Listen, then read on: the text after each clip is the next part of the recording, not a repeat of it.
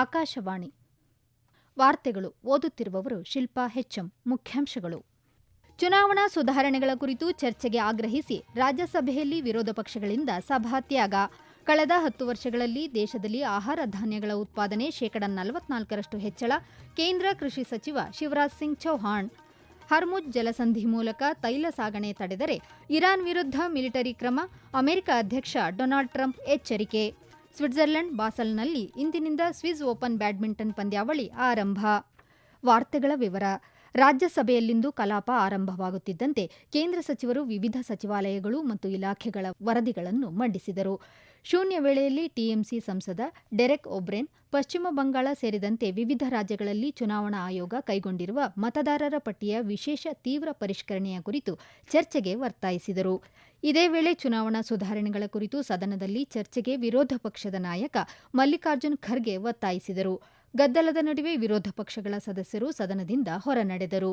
ವಿರೋಧ ಪಕ್ಷಗಳ ಬೇಡಿಕೆ ಕುರಿತು ಪ್ರತಿಕ್ರಿಯಿಸಿದ ಸದನದ ನಾಯಕ ಜೆಪಿ ನಡ್ಡಾ, ವಿರೋಧ ಪಕ್ಷವು ಸದನದೊಳಗೆ ನಿಜವಾದ ಚರ್ಚೆಯನ್ನು ಬಯಸುವುದಿಲ್ಲ. ಚುನಾವಣಾ ಸುಧಾರಣೆಗಳ ಕುರಿತು ಈಗಾಗಲೇ ಸದನದಲ್ಲಿ ಚರ್ಚೆ ಪೂರ್ಣಗೊಂಡಿದ್ದರೂ ಸಹ ಇದೇ ವಿಷಯವಾಗಿ ವಿರೋಧ ಪಕ್ಷಗಳು ಚರ್ಚೆ ನಡೆಸಬೇಕು ಎಂದು ಆಗ್ರಹಿಸಿರುವುದು ಸರಿಯಲ್ಲ. ವಿರೋಧ ಪಕ್ಷದ ಸದಸ್ಯರು ಸದನದಿಂದ ಹೊರನಡೆದಿದ್ದಾರೆ. ಅವರು ಸದನದಲ್ಲಿ ಯಾವುದೇ ಚರ್ಚೆಯನ್ನು ಬಯಸುವುದಿಲ್ಲ ಎಂದು ದೂರಿದರು. ಕಳೆದ 10 ವರ್ಷಗಳಲ್ಲಿ ದೇಶದಲ್ಲಿ ಆಹಾರ ಧಾನ್ಯ ಉತ್ಪಾದನೆಯು ಶೇಕಡ 44ರಷ್ಟು ಹೆಚ್ಚಳವಾಗಿದೆ ಎಂದು ಕೇಂದ್ರ ಕೃಷಿ ಸಚಿವ ಶಿವರಾಜ್ ಸಿಂಗ್ ಚೌಹಾಣ್ ತಿಳಿಸಿದ್ದಾರೆ. ಲೋಕಸಭೆಯಲ್ಲಿಂದು ಪ್ರಶ್ನೋತ್ತರ ಅವಧಿಯಲ್ಲಿ ಪೂರಕ ಪ್ರಶ್ನೆಯೊಂದಕ್ಕೆ ಉತ್ತರಿಸಿದ ಸಚಿವರು, ಆಹಾರ ಧಾನ್ಯ ಉತ್ಪಾದನೆಯಲ್ಲಿ ಭಾರತ ಹೊಸ ಮೈಲಿಗಲ್ಲು ಸಾಧಿಸಿದ್ದು, ಆಹಾರ ಧಾನ್ಯಗಳ ಉತ್ಪಾದನೆ 357 ದಶಲಕ್ಷ ಟನ್ ತಲುಪಿದೆ ಎಂದು ಮಾಹಿತಿ ನೀಡಿದರು. ಪ್ರಧಾನಿ ನರೇಂದ್ರ ಮೋದಿಯವರ ನೇತೃತ್ವದಲ್ಲಿ ಕೇಂದ್ರ ಸರ್ಕಾರ ರೈತರಿಗೆ ಅನುಕೂಲವಾಗುವಂತೆ ಹಾಗೂ ಆಹಾರ ಧಾನ್ಯ ಉತ್ಪಾದನೆಯನ್ನು ಹೆಚ್ಚಿಸಲು ಹಲವಾರು ಕೃಷಿ ಸುಧಾರಣೆಗಳು ಮತ್ತು ನೀತಿಗಳನ್ನು ಅನುಷ್ಠಾನಕ್ಕೆ ತಂದಿದೆ ಎಂದು ಹೇಳಿದರು. ಭಾರತ ಈಗ ಚೀನಾ ಹಿಂದಿಕ್ಕಿ ವಿಶ್ವದ ಅತಿದೊಡ್ಡ ಅಕ್ಕಿ ಉತ್ಪಾದಕ ರಾಷ್ಟ್ರವಾಗಿದೆ. ದ್ವಿದಳ ಧಾನ್ಯ ಉತ್ಪಾದನೆಯು 19 ದಶಲಕ್ಷ ಟನ್ಗಳಿಂದ ಸುಮಾರು 26 ದಶಲಕ್ಷ ಟನ್ಗಳಿಗೆ ಏರಿಕೆಯಾಗಿದೆ ಎಂದು ಸಚಿವ ಶಿವರಾಜ್ ಸಿಂಗ್ ಚೌಹಾಣ್ ತಿಳಿಸಿದರು. ಆಹಾರ ಧಾನ್ಯ ಉತ್ಪಾದನೆಯಲ್ಲಿ ಸಮತೋಲಿತ ಬೆಳವಣಿಗೆ ಖಚಿತಪಡಿಸಿಕೊಳ್ಳಲು ದೇಶಾದ್ಯಂತ 100 ಜಿಲ್ಲೆಗಳಲ್ಲಿ ಪ್ರಧಾನಮಂತ್ರಿ ಧನಧಾನ್ಯ ಯೋಜನೆಯನ್ನು ಜಾರಿಗೆ ತರಲಾಗಿದೆ ಎಂದು ಅವರು ಹೇಳಿದರು. ಪೆಟ್ರೋಲಿಯಂ ಉತ್ಪನ್ನಗಳು ಮತ್ತು ನೈಸರ್ಗಿಕ ಅನಿಲದ ನಿಯಂತ್ರಿತ ಲಭ್ಯತೆ, ಸ್ಥಿರ ಪೂರೈಕೆ ಮತ್ತು ಸಮಾನ ವಿತರಣೆಯನ್ನು ಖಚಿತಪಡಿಸಿಕೊಳ್ಳಲು ಕೇಂದ್ರ ಸರ್ಕಾರ 1955ರ ಅಗತ್ಯ ಸರಕುಗಳ ಕಾಯ್ದೆಯಡಿ ತುರ್ತು ಅಧಿಕಾರಗಳನ್ನು ಬಳಸಿದೆ. ಇದೇ ವೇಳೆ ಮಧ್ಯಪ್ರಾಚ್ಯದಲ್ಲಿ ಬಿಕ್ಕಟ್ಟಿನ ಪರಿಸ್ಥಿತಿಯ ನಡುವೆ ದೇಶದ ಇಂಧನ ಭದ್ರತೆಯನ್ನು ರಕ್ಷಿಸಲು ಸರ್ಕಾರ ಅಗತ್ಯ ಕ್ರಮಗಳನ್ನು ತೆಗೆದುಕೊಂಡಿದೆ ಎಂದು ಬಿಜೆಪಿ ಸಂಸದ ತೇಜಸ್ವಿ ಸೂರ್ಯ ತಿಳಿಸಿದ್ದಾರೆ. ಕೇಂದ್ರ ಪೆಟ್ರೋಲಿಯಂ ಮತ್ತು ನೈಸರ್ಗಿಕ ಅನಿಲ ಸಚಿವ ಹರ್ದೀಪ್ ಪುರಿ ಅವರು ಪ್ರತಿದಿನವೂ ಬೆಳವಣಿಗೆಗಳನ್ನು ವೈಯಕ್ತಿಕವಾಗಿ ಮೇಲ್ವಿಚಾರಣೆ ಮಾಡುತ್ತಿದ್ದಾರೆ ಎಂದು ಅವರು ಹೇಳಿದ್ದಾರೆ. ಕೇಂದ್ರ ಸರ್ಕಾರ ತೈಲ ಸಂಸ್ಕರಣಾಗಾರಗಳಿಗೆ ಹೆಚ್ಚಿನ ಎಲ್ಪಿಜಿ ಉತ್ಪಾದನೆಗಾಗಿ ಮತ್ತು ಅಂತಹ ಹೆಚ್ಚುವರಿ ಉತ್ಪಾದನೆಯನ್ನು ದೇಶೀಯ ಬಳಕೆಗೆ ಬಳಸಲು ಆದೇಶ ಹೊರಡಿಸಿದೆ.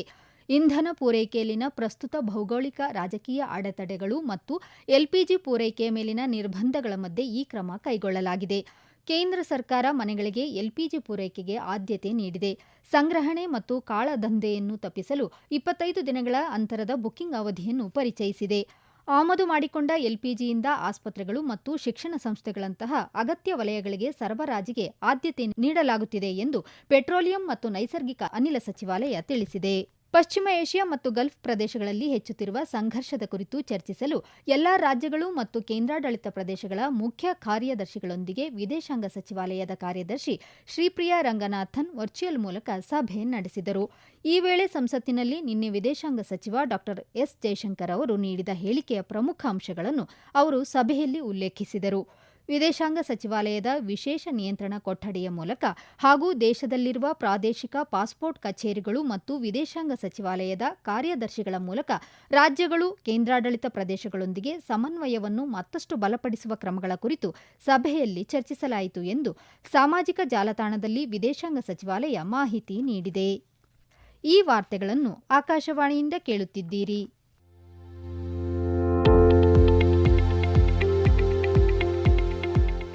ನಮ್ಮ ಎಲ್ಲ ರಾಷ್ಟ್ರೀಯ ವಾರ್ತೆಗಳು ಹಾಗೂ ಪ್ರದೇಶ ಸಮಾಚಾರ ಈಗ ಆಕಾಶವಾಣಿ ನ್ಯೂಸ್ ಕನ್ನಡ ಯೂಟ್ಯೂಬ್ ಚಾನೆಲ್ನಲ್ಲಿ ಲಭ್ಯ. ನಮ್ಮ ಎಕ್ಸ್ ಖಾತೆ ಮತ್ತು ಇನ್ಸ್ಟಾಗ್ರಾಂ ಖಾತೆ ಆಕಾಶವಾಣಿ ನ್ಯೂಸ್ ಕನ್ನಡ.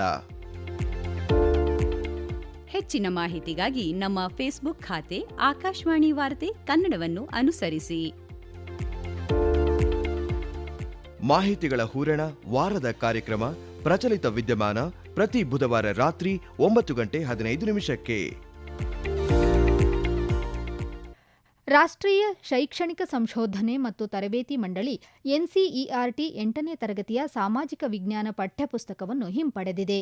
ಈ ಪಠ್ಯಪುಸ್ತಕದಲ್ಲಿ ಸಮಾಜದಲ್ಲಿ ನ್ಯಾಯಾಂಗದ ಪಾತ್ರ ಎಂಬ ಅಧ್ಯಾಯ ತೀವ್ರ ಟೀಕೆಗೆ ಒಳಗಾಗಿತ್ತು. ಈ ಹಿನ್ನೆಲೆಯಲ್ಲಿ ಸಂಪೂರ್ಣ ಪಠ್ಯಪುಸ್ತಕವನ್ನು ಎನ್ಸಿಇಆರ್ಟಿ ಹಿಂಪಡೆದಿದೆ.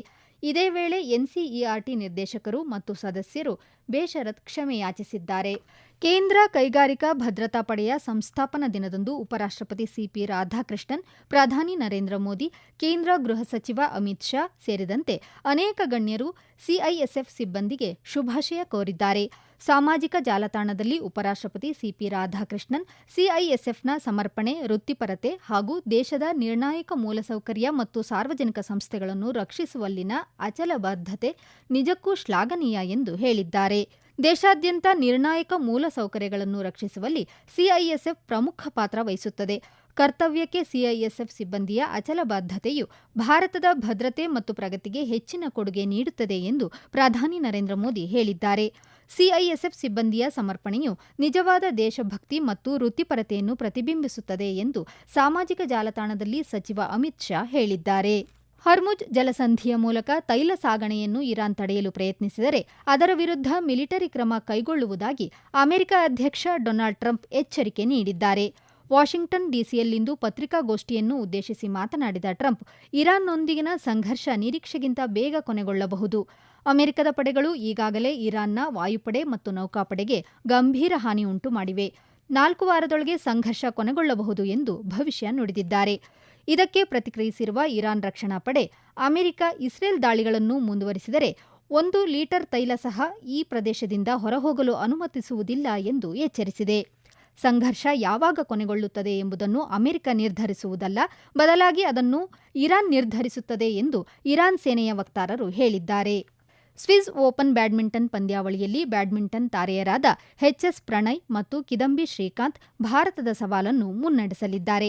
ಸ್ವಿಟ್ಜರ್ಲೆಂಡ್ನ ಬಾಸೆಲ್ನಲ್ಲಿ ಇಂದು ಬ್ಯಾಡ್ಮಿಂಟನ್ ಪಂದ್ಯಾವಳಿ ಆರಂಭವಾಗಲಿದೆ. ಪುರುಷರ ಸಿಂಗಲ್ಸ್ ವಿಭಾಗದಲ್ಲಿ ಶ್ರೀಕಾಂತ್ ನಾಳೆ ಹಾಂಕಾಂಗ್ನ ಜೇಸನ್ ಗುಣವಾನ್ ಅವರನ್ನು ಎದುರಿಸಲಿದ್ದಾರೆ. ಏಷ್ಯನ್ ಗೇಮ್ಸ್ ಕಂಚಿನ ವಿಜೇತ ಪ್ರಣಯ್ ಜಪಾನ್ನ ಕೋಕಿ ವಟನಾಬೆ ಅವರನ್ನು ಎದುರಿಸಲಿದ್ದಾರೆ. ತರುಣ್ ಮನ್ನೇಪಲ್ಲಿ ಮತ್ತೊಬ್ಬ ಜಪಾನಿನ ಆಟಗಾರ ಕೆಂಟಾ ನಿಶಿಮೋಟೊ ಅವರೊಂದಿಗೆ ಸೆಣಸಲಿದ್ದಾರೆ. ಇದೇ ವೇಳೆ ಆಯುಷ್ ಶೆಟ್ಟಿ ಕೆನಡಾದ ಬ್ರಿಯಾನ್ ಯಾಂಗ್ ಅವರನ್ನು ಎದುರಿಸಲಿದ್ದಾರೆ. Kiran George ಸಿಂಗಾಪುರದ Loha kin you ಅವರೊಂದಿಗೆ ಮುಖಾಮುಖಿಯಾಗಲಿದ್ದಾರೆ. ಪುರುಷರ ಡಬಲ್ಸ್ ವಿಭಾಗದಲ್ಲಿ ಸಾತ್ವಿಕ್ ಸಾಯಿರಾಜ್ ರಾಂಕಿರೆಡ್ಡಿ ಮತ್ತು ಚಿರಾಗ್ ಶೆಟ್ಟಿ ಜೋಡಿ ಸಿಂಗಾಪುರದ ಯಂಗ್ ಕೀಟ್ ವೆಸ್ಲಿ ಕೋ ಮತ್ತು ಜುನ್ ಸುಕೆ ಕುಬೋ ಅವರನ್ನು ಎದುರಿಸಲಿದ್ದಾರೆ. ಇನ್ನೊಂದೆಡೆ ಹರಿಹರನ್ ಅಂಶಕರುಣನ್ ಮತ್ತು ಎಂಆರ್ ಅರ್ಜುನ್ ಜೋಡಿಯು ಚೈಸಿನ್ ತೈಪೆಯ ಚೆನ್ ಜಿ ರೇ ಮತ್ತು ಲಿನ್ ಯು ಚಿ ಅವರೊಂದಿಗೆ ಸೆಣಸಾಟ ನಡೆಸಲಿದ್ದಾರೆ. ಮಾಳವಿಕ ಬನ್ಸೂದ್ ಮಹಿಳಾ ಸಿಂಗಲ್ಸ್ ವಿಭಾಗದಲ್ಲಿ ಥೈಲ್ಯಾಂಡ್ನ ಪೋರ್ನ್ಪಾವಿ ಚೋಚುವಾಂಗ್ ಅವರನ್ನು ಎದುರಿಸಲಿದ್ದಾರೆ. ಮಹಿಳಾ ಡಬಲ್ಸ್ನಲ್ಲಿ ಟ್ರಿಸಾ ಜಾಲಿ ಮತ್ತು ಗಾಯತ್ರಿ ಗೋಪಿಚಂದ್ ಪುಲ್ಲೇಲಾ ಹಾಗೂ ಚೈನೀಸ್ ತೈಪೆಯ ಹೂ ಲಿಂಗ್ ಫಾಂಗ್ ಮತ್ತು ಝೆಂಗ್ ಯು ಚಿ ಅವರೊಂದಿಗೆ ಮುಖಾಮುಖಿಯಾಗಲಿದ್ದಾರೆ. ಈಗ ಕೊನೆಯಲ್ಲಿ ಮತ್ತೊಮ್ಮೆ ಮುಖ್ಯಾಂಶಗಳು. ಚುನಾವಣಾ ಸುಧಾರಣೆಗಳ ಕುರಿತು ಚರ್ಚೆಗೆ ಆಗ್ರಹಿಸಿ ರಾಜ್ಯಸಭೆಯಲ್ಲಿ ವಿರೋಧ ಪಕ್ಷಗಳಿಂದ ಸಭಾತ್ಯಾಗ. ಕಳೆದ 10 ವರ್ಷಗಳಲ್ಲಿ ದೇಶದಲ್ಲಿ ಆಹಾರ ಧಾನ್ಯಗಳ ಉತ್ಪಾದನೆ ಶೇಕಡ 44ರಷ್ಟು ಹೆಚ್ಚಳ. ಕೇಂದ್ರ ಕೃಷಿ ಸಚಿವ ಶಿವರಾಜ್ ಸಿಂಗ್ ಚೌಹಾಣ್. ಹರ್ಮುಜ್ ಜಲಸಂಧಿ ಮೂಲಕ ತೈಲ ಸಾಗಣೆ ತಡೆದರೆ ಇರಾನ್ ವಿರುದ್ಧ ಮಿಲಿಟರಿ ಕ್ರಮ. ಅಮೆರಿಕ ಅಧ್ಯಕ್ಷ ಡೊನಾಲ್ಡ್ ಟ್ರಂಪ್ ಎಚ್ಚರಿಕೆ. ಸ್ವಿಟ್ಜರ್ಲೆಂಡ್ ಬಾಸೆಲ್ನಲ್ಲಿ ಇಂದಿನಿಂದ ಸ್ವಿಸ್ ಓಪನ್ ಬ್ಯಾಡ್ಮಿಂಟನ್ ಪಂದ್ಯಾವಳಿ ಆರಂಭ. ಇಲ್ಲಿಗೆ ವಾರ್ತಾ ಪ್ರಸಾರ ಮುಕ್ತಾಯವಾಯಿತು. ನಮ್ಮ ಮುಂದಿನ ವಾರ್ತಾ ಪ್ರಸಾರ ಮಧ್ಯಾಹ್ನ 2:30 ನಿಮಿಷಕ್ಕೆ.